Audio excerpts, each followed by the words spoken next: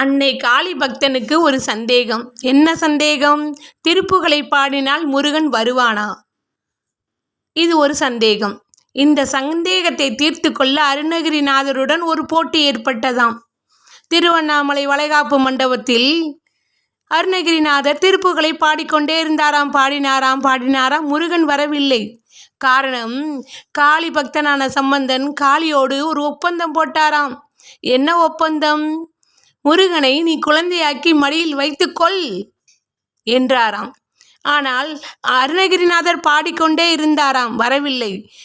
இவர் என்ன பண்ணிறாராம்? மதுவாணி தானாட, மலையில் வேத நாராட, மருவானில் உலரோட மதியாட, வனச மாமியாராட, நெடிய மாமனாராட, மயிலும் ஆட, நீயும் ஆடிவா, ஆடி வர வேண்டும் முருகா முருகா என்றாராம்.